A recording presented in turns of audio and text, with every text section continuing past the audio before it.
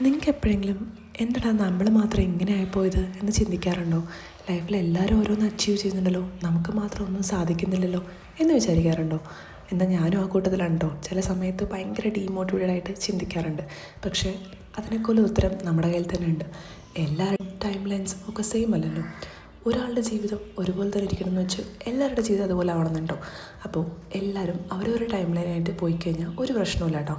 ഉദാഹരണത്തിന് ഇപ്പോൾ ഒരാൾ 30 വയസ്സിലാണ് കല്യാണം കഴിച്ച കുട്ടി ഉണ്ടാവുന്നത് വെച്ചാൽ അത് വലിയ തെറ്റൊന്നുമല്ലല്ലോ. അതുപോലെ തന്നെയാണ് കേട്ടോ 20s കല്യാണം കഴിച്ച കുട്ടി ഉണ്ടാവുന്നതും.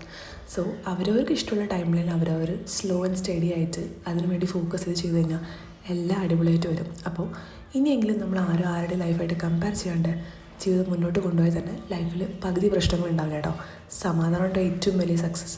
സോ അത് നിങ്ങൾക്ക് ഉണ്ടെങ്കിൽ you are blessed. So always be thankful for what you do. By.